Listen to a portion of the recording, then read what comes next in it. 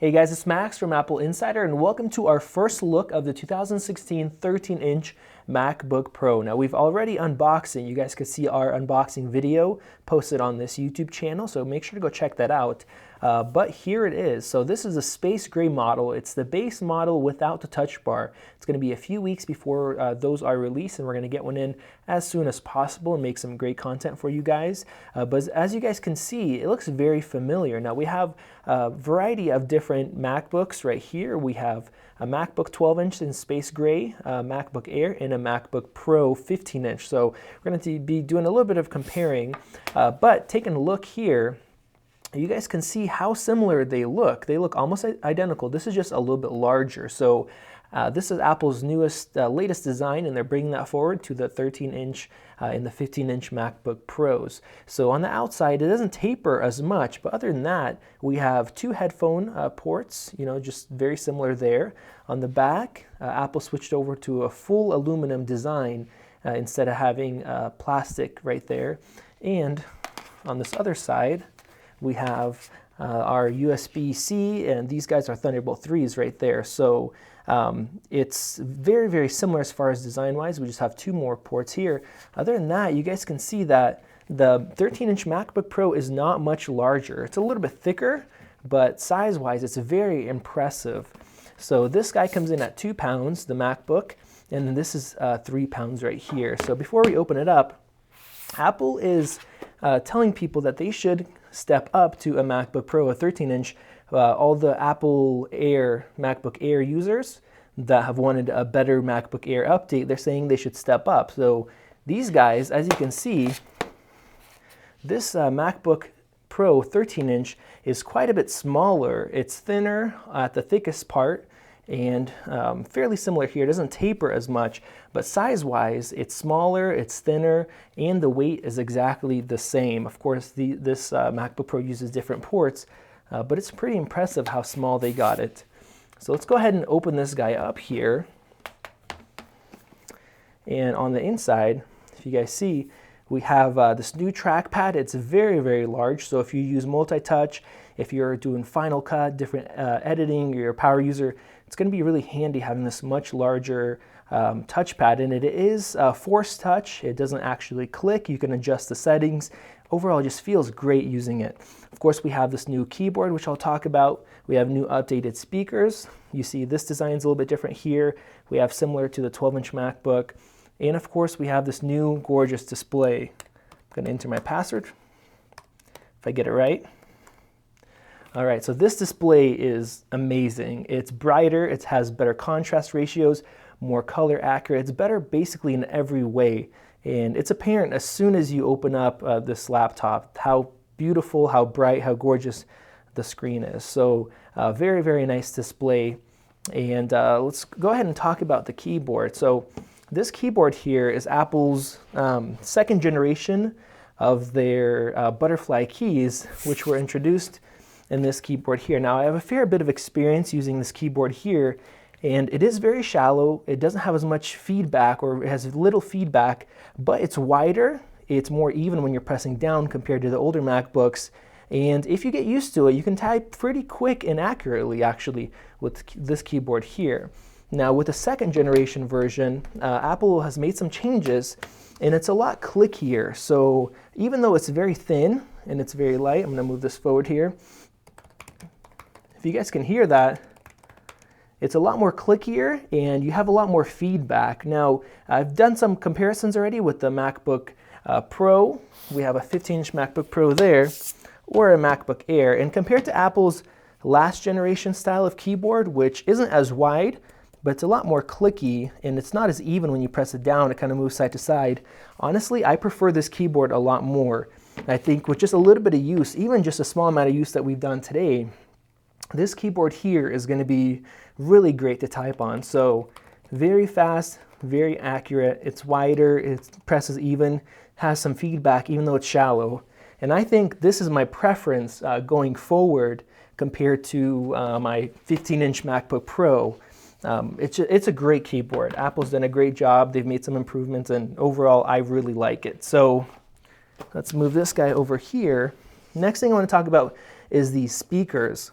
So you guys can see the two bars here. Apple is saying these are, they have better dynamics, they're louder, they have more bass, and they're exactly right. These are truly phenomenal speakers.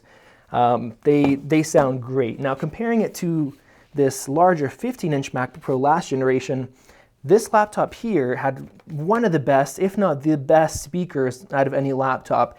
Very loud, they just sound really, really good.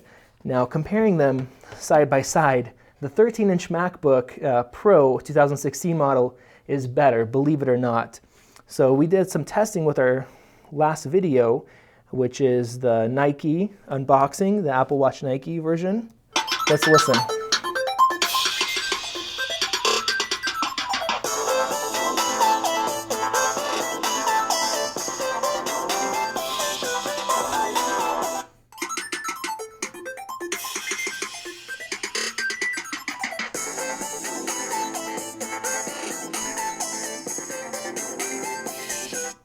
So of course I'm closer to this computer here, and then going through multiple mics and through the internet, it's hard to tell.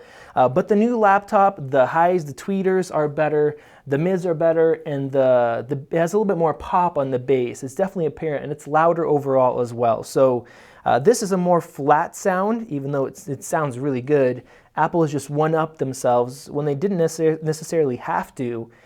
They keep improving things, and there's a lot of things that you can't compare just looking at spec sheets, and that's really what Apple is good at delivering, is just the experience of actually using the product. The speakers sound phenomenal, the keyboard is great, the trackpad is great to use, the display is amazing.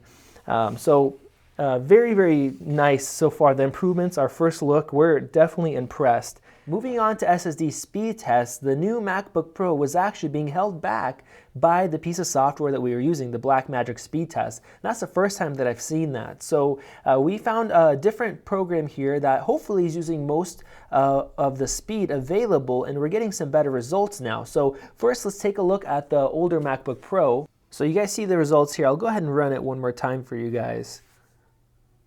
So this is the spec'd out 2015 MacBook Pro 15-inch.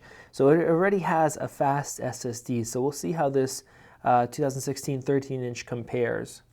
So here we're getting just about 10,000, or here we're getting just about 2,000 reads. So that's really impressive. Now here's the last test that we've done, and we're going to go ahead and run this again.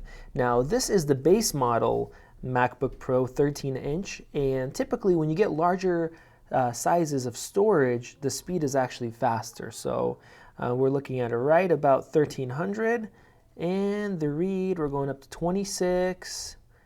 Didn't make it up there to 27. So I'm not sure if this software is giving us the full ability with this MacBook Pro. We're just going to have to do some more testing. But overall, it's very impressive, and Apple keeps pushing what's available and putting the fastest SSDs out there in their MacBook Pros. Apple has made this laptop, compared to its last generation, it's made it thinner, it's made it lighter, smaller overall, and the battery life actually is 10 hours, so the battery life either stayed the same or got better depending on different models. So they've done an impressive job in that way. So of course this model, the base model, has no touch bar and has these two USB Type-C Thunderbolt 3 connections. So those are very, very powerful. You could do a lot with them, and one huge benefit that you could do with them is power the laptop itself. So with just a very simple, inexpensive power bank like this one, about $13 here, maybe even a little bit less, and a USB-C cable, you can plug it in. If you guys hear that chime, now the laptop is charging. So that's super convenient if you're using your laptop at the airport, really just anywhere on that airplane. You don't have to worry about finding a socket to plug into if you're doing some programs like video editing, photo editing, just anything else that uses power. Just a very simple, inexpensive power bank can power the laptop, which is very, very convenient. And another thing is if you're using devices like this 2 terabyte RAID SSD, which is really fast, you have the new USB 3.1, that's a combo port with this Thunderbolt 3, and you're going to get full speeds. For example, we get about 400 with our 2015 MacBook Pro, but plugging it into here, we got speeds of about over 800 on the read and about 650, 700 on the the right speed. So you're going to take more advantage of your nice devices that can get the full speed out of this new port. So overall, we're very impressed with this laptop. We can't wait to get the version with the touch bar in, and the 15-inch version as well. So we're going to be doing more tests, comparisons, and videos for you guys. So make sure you guys are subscribed to this channel.